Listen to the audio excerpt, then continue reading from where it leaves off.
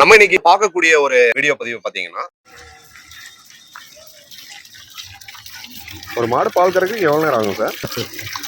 எப்படியும் ஒரு 5 நிமிஷம் ஆகும்னு 5 நிமிஷம் நினைக்கிறேன். ஆகும். தெரியலீங்க, கரெக்டாக டைம் நோட் பண்ணது இல்லைங்க. மிஷின் இருக்குங்க, பட் மிஷின்ல கறக்கிறதுக்கு நமக்கு உடன்பாடு இல்லை. 3 பேர் கறப்போம். அதனால 3 பேர் அட்ஜஸ்ட் பண்ணி மாற்றி மாற்றி மோஸ்ட்லி அப்பா தான் கறப்பாரு.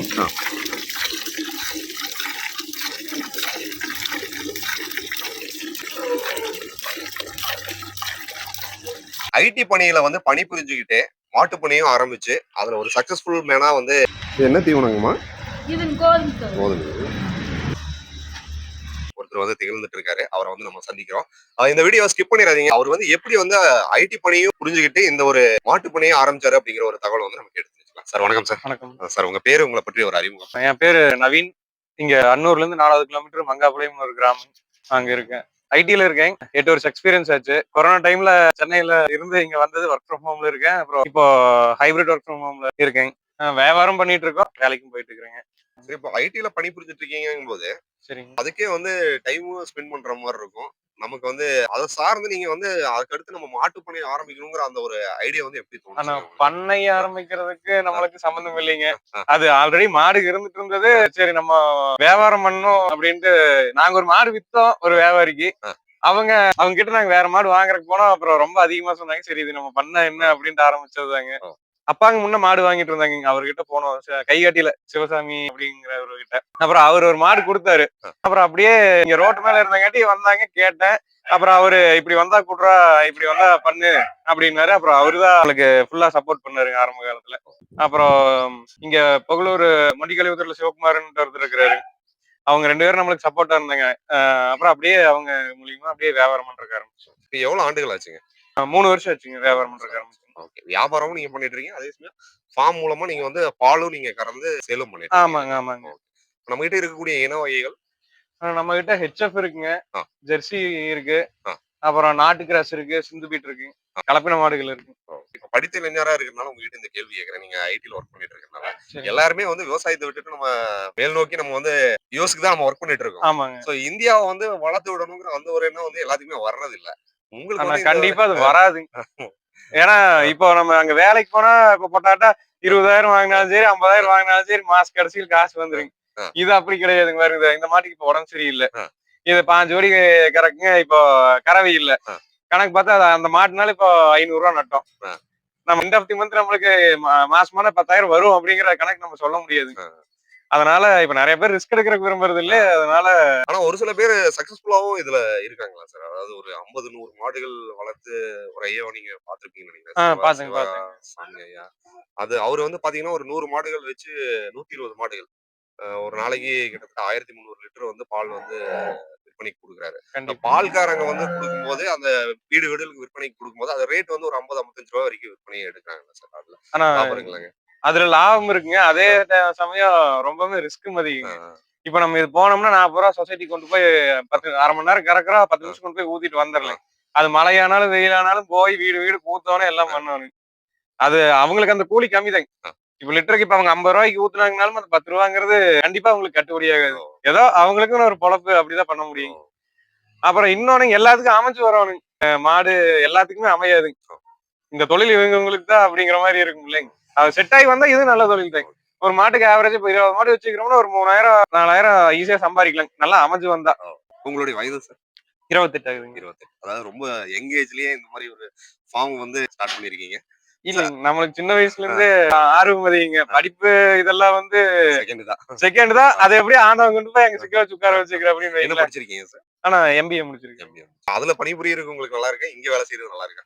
ஆனா நான் எதுவுமே ரொம்ப சீரியஸா எடுத்துக்க மாட்டேங்க. நம்மளுக்கு எதுவுமே பெருசா பிரஷராவெல்லாம் இருக்கு. ஜாலியாவே தான் இருக்கு. நல்ல பேர் எடுக்கொண்டு வேலை செய்வாங்க, கண்டிப்பா பிரஷரா தான் இருக்கு ஒர்க். நம்மளுக்கு சரி இருக்கிற போட்டலாம் அப்படிங்கிற மாதிரிதான் நான் எப்பவுமே வேலை செய்வேன்.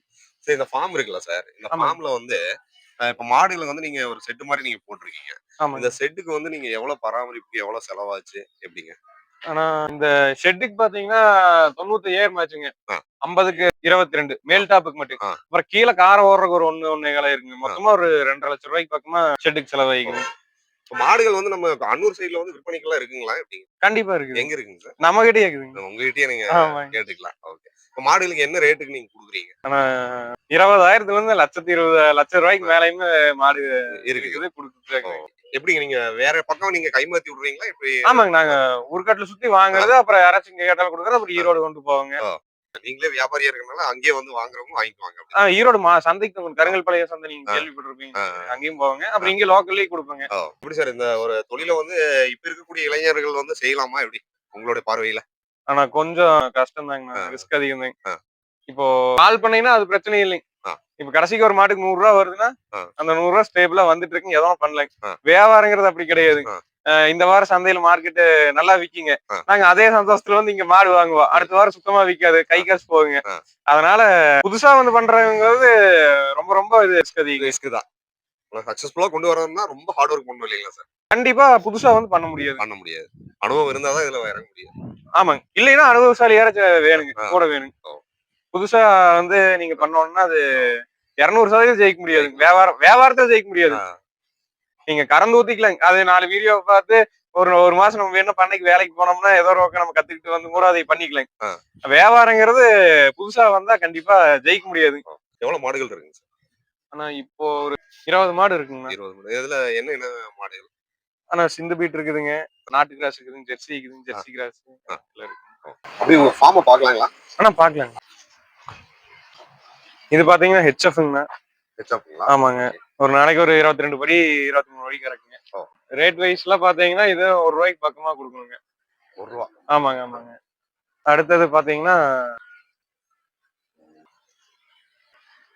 இது பாத்தீங்கன்னா இந்த மாடு தான் ஃபர்ஸ்ட்டா வாங்குனதுங்க. ஆ, ஆக்சுவலா நான் வியாபாரத்துக்கு போய் வாங்குனது. இது வாங்குனதுக்கு அப்புறம் தான் அப்படியே மாடு அப்படியே சேர்றதுக்கு ஆரம்பிச்சது. அதனால இவங்கள அப்படியே விட்டுட்டோம் வீட்ல. ஓ, அப்புறம் இது பாத்தீங்கன்னா கிராஸ்ங்க.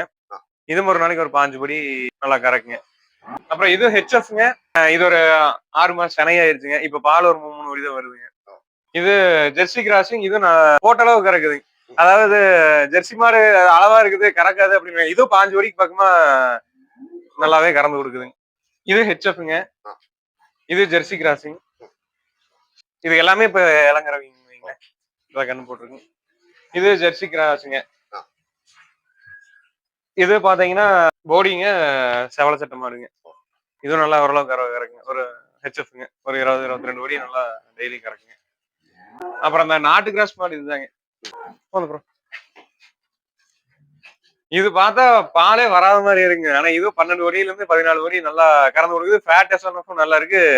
நல்லா குழந்தையாட்ட குணங்க. ஆ. எந்த தப்பும் இல்லைங்க. சரிங்க. கறக்கறக்கும் அப்படிதான் நல்லா பஞ்சு மாதிரி இருக்குங்க. ஆ, அப்புறம் இதுக்கெல்லாம் வத்தக்கறவைங்க. இதுக்கெல்லாம் வியாபாரத்துக்கு வந்த மாதிரிங்க. இதுக்கெல்லாம் வத்தக்கறவைங்க. ஆ. வத்த கறவைங்கிறது என்ன?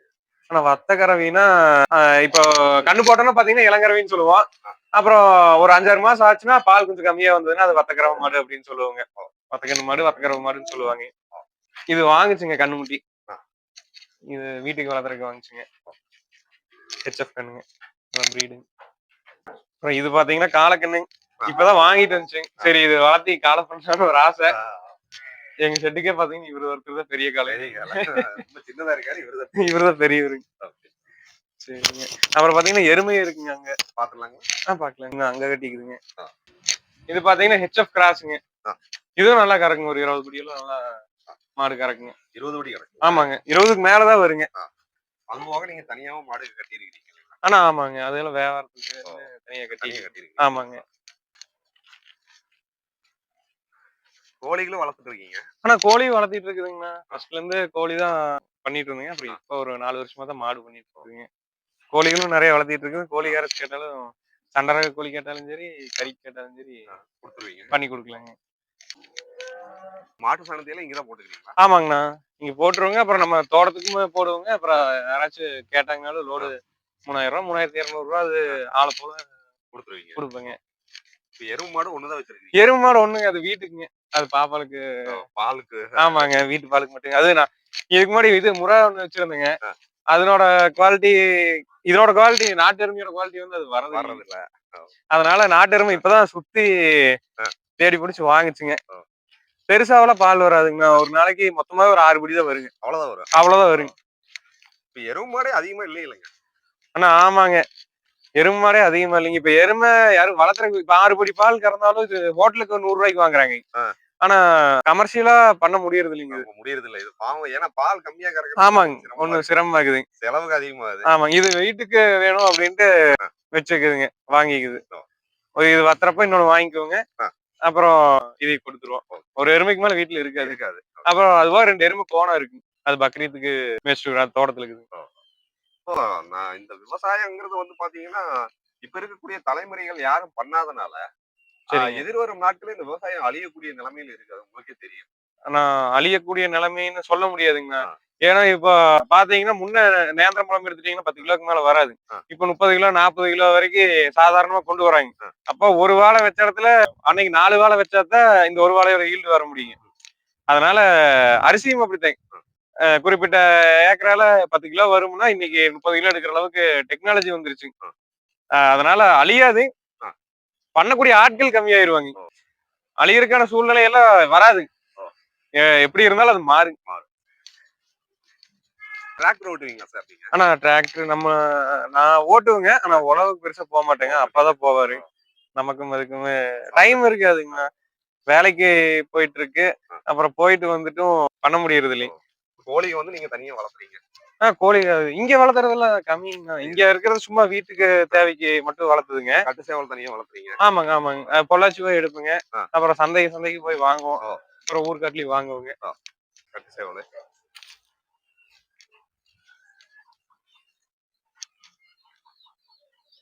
Okay sir. உங்களுடைய ஃபியூச்சர் ப்ராஜெக்ட் வந்து சக்சஸ் பண்ண எங்க சேனல் சார்பா விஷ் நன்றிங்க. பண்ணிக்கிறேங்க. மிக்க நன்றிங்க. சரிங்க.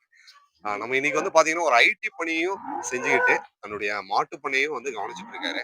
ஸோ அவர சந்திச்சதுல ரொம்ப மகிழ்ச்சி அடைகிறோம். தொடர்ந்து நம்ம சேனல பார்க்க விரும்புனீங்கன்னா சப்ஸ்கிரைப் பண்ணீங்க. நம்ம சிவா அருண் டிவி இன்ஸ்டா பேஜையும் நீங்க ஃபாலோ பண்ண தவறாதீங்க. டில் தென் பாய் ஃப்ரம் உங்கள் சிவா. நன்றி. வணக்கம்.